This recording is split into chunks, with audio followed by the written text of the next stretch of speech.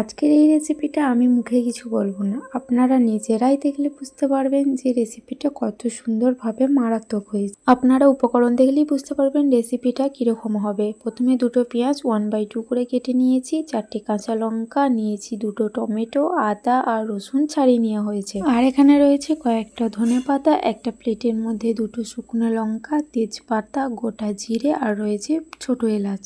দুটো বড় সাইজের আলু লম্বা করে টুকরোভাবে কেটে নেওয়া হয়েছে। আর যেটা এখানে মেন ক্যারেক্টার সেটা হচ্ছে ডিম। এখানে আমি 4টে ডিম নিয়েছি, 4টে ডিমের মধ্যে এই রেসিপিটা তৈরি করব।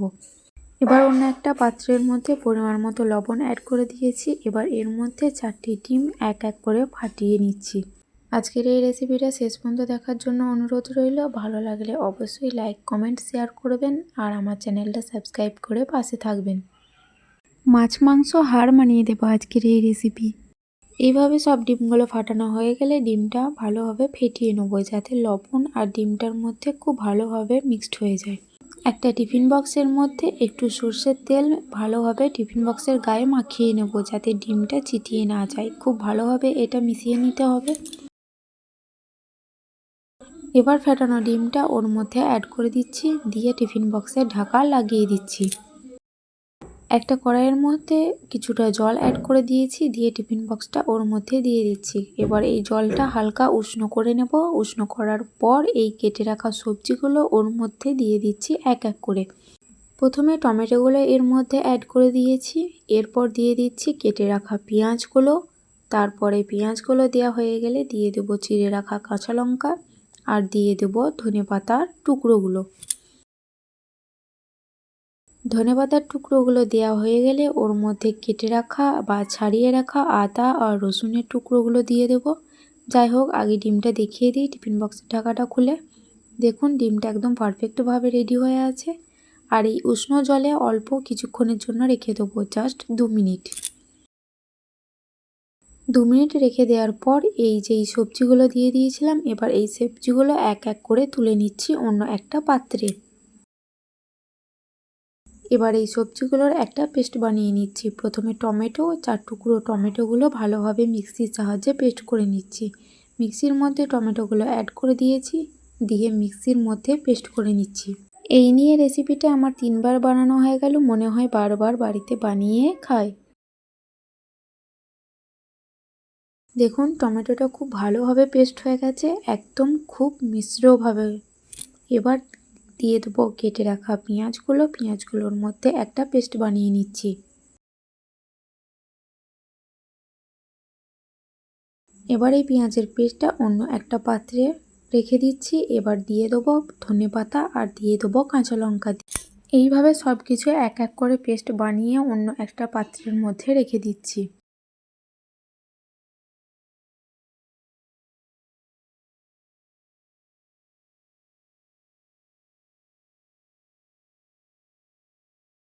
সবার শেষে টুকরো করে রাখা আদা আর রসুনের একটা পেস্ট বানিয়ে নিচ্ছি খুব মিশ্রভাবে।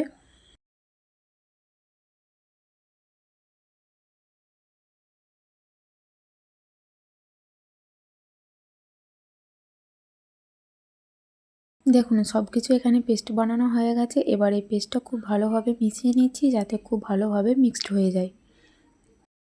ততক্ষণে চলো ডিমের ঢাকাটা খুলে নিই। ডিমের ঢাকাটা খুলে এটা কিছুক্ষণের জন্য রেস্টে রেখে দেবো, যাতে এটা খুব ভালোভাবে ঠান্ডা হয়ে যায়। ঠান্ডা হয়ে গেলে টিফিন বক্সের ঢাকা খুললেই বুঝতে পারবেন ডিমটা খুব ভালোভাবে ভেপে গেছে। চলুন দেখে নিন ডিমটা কত সুন্দরভাবে জুসি আর সফট হয়েছে। ডিমটা হাতে নেওয়া মাত্রই আপনারা দেখলেই বুঝতে পারছেন একদম খুব সফট হয়েছে। এবার এই ডিমটা ছুরির সাহায্যে পিস পিস করে কেটে নিচ্ছি। পিসের টুকরোগুলো একদম মাঝারি সাইজের জন্য রাখবো।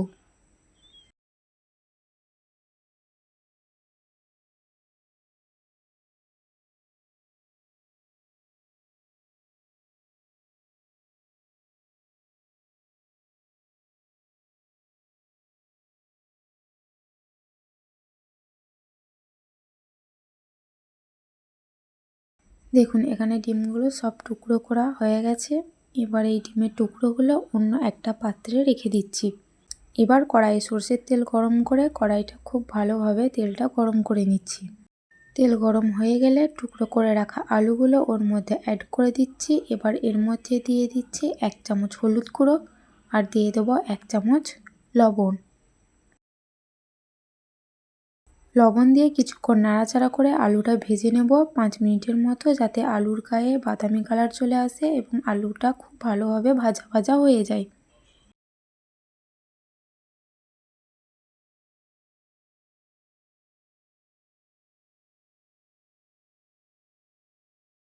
দেখুন আলুটা পারফেক্টভাবে ভাজা হয়ে গেছে। এবার এই আলুটা অন্য একটা পাত্রে তুলে নিচ্ছি।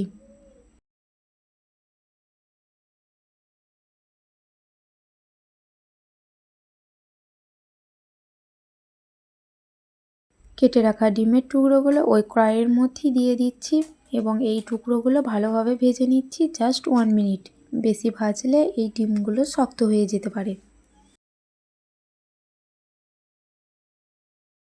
1 মিনিটের জন্য ডিমটা ভেজে অন্য একটা পাত্রে তুলে নিচ্ছি। এবার ওই কড়াইয়ে সরষের তেল অ্যাড করে গোটা জিরে, তেজপাতা, শুকনো লঙ্কা আর এলাচটা দিয়ে ফোড়নটা দিয়ে দিয়েছি।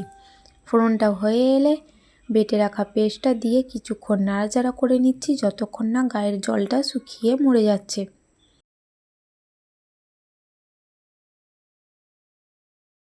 এই মশলাটা ততক্ষণ পর্যন্ত ভাজবো যতক্ষণ না মশলার গা থেকে তেল ছেড়ে দিচ্ছে আর মশলার গায়ের জলটা শুকিয়ে যাচ্ছে। যখন দেখবেন মশলার গা থেকে তেল ছেড়ে দিয়েছে তখন দিয়ে দেবো 1 চামচ জিরে গুঁড়ো, 1 চামচ হলুদ গুঁড়ো আর দিয়ে দেব অল্প কিছুটা পরিমাণ লঙ্কার গুঁড়ো। যেহেতু এখানে আমি কাঁচা লঙ্কা ব্যবহার করেছি তাই আপনারা আপনাদের স্বাদ অনুযায়ী ঝাল দেবেন। এবার এই মশলাটা কিছুক্ষণ নাড়াচাড়া করে অল্প পরিমাণ জল দিয়ে মশলাটা খুব ভালোভাবে কষিয়ে নেব 5 মিনিট।